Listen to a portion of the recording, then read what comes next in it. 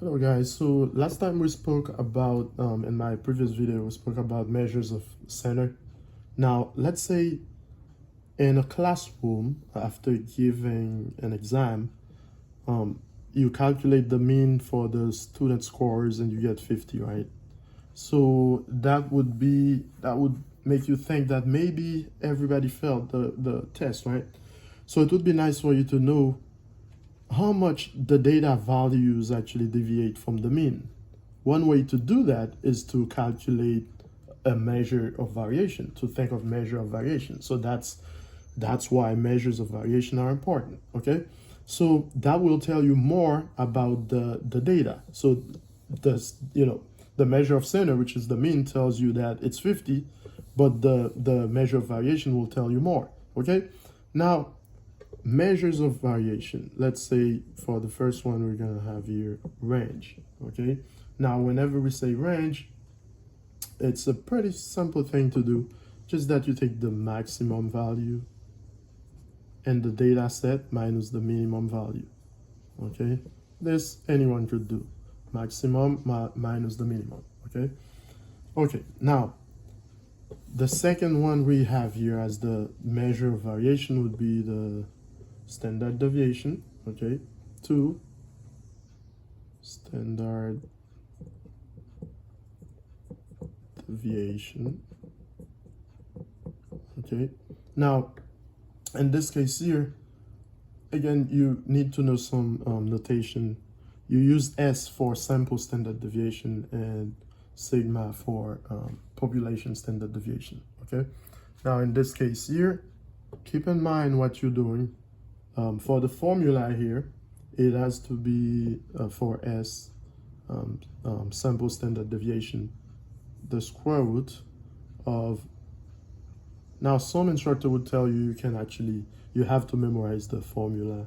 Others would tell you, hey, you can actually bring it with you the day of the exam. So it doesn't really matter. It's for you to understand what a measure of variation does. That's the key here, okay?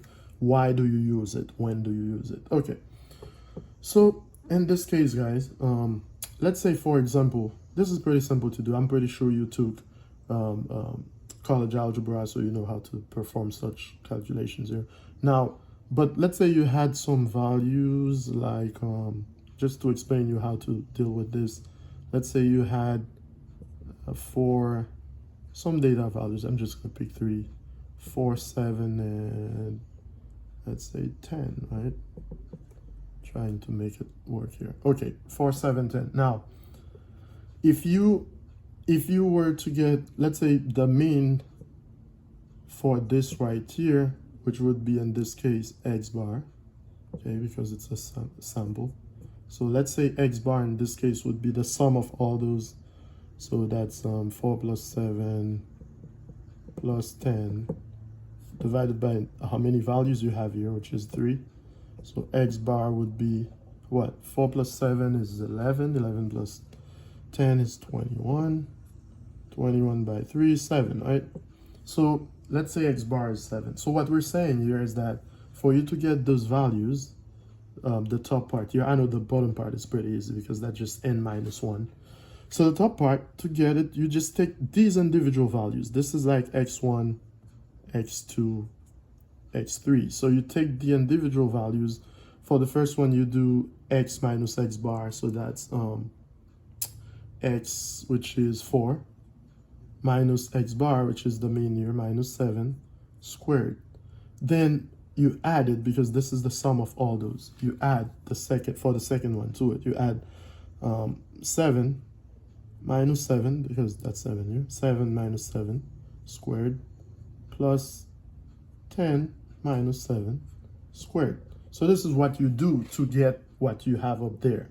Whatever you get here, that's what you're going to put up there, over n minus 1. N is the number of data values you have. In this case here, I have 3. So it would be 3 minus 1, which is 2. Okay?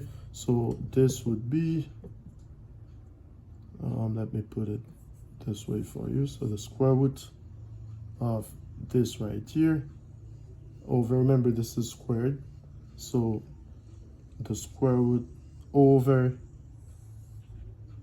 n, which is 3 minus 1. So just to show you how it would look, okay? Now the rest you can actually do, because that's just 4 minus 7 squared, and you add whatever you get here to this, so you get your final answer here. You take the square root after you divide, okay?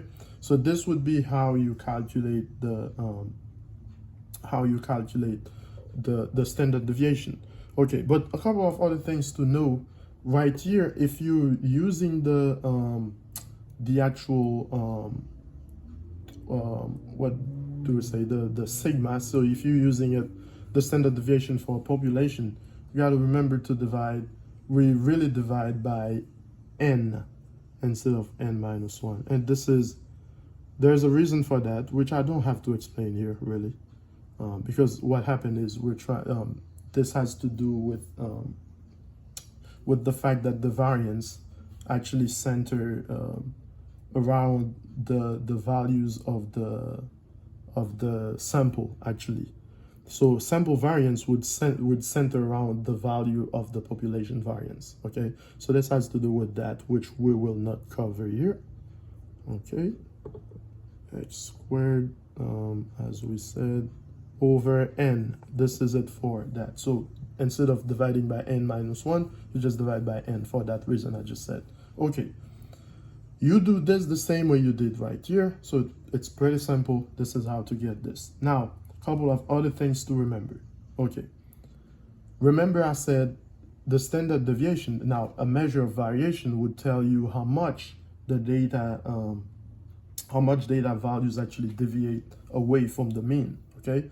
Now, for standard deviation, that's exactly what it does. And the value, that means the value of a standard deviation would never be negative, okay?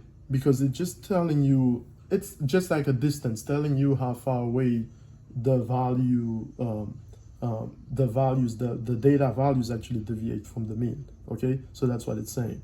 So it will be 0 if those values do not deviate from the mean. So 0 means that all the data values are exactly the same if the standard deviation is 0. Now, you should understand now, if the standard deviation is more than 0, now that would mean something else. If it's not more than 0, I'm saying like very large. If it's very large, it means that you have greater amounts of variation. So that would mean that all the values you have, they're not close to the mean, they're actually far away from the mean. So that's what this would mean, okay? That's what this would mean. So that's why it's so important for you to calculate measures of variation sometimes when you have measures of center, okay? It will tell you more about the data set, okay? Now, the other one would be the variance, right? The variance is the last one I'm seeing here with you.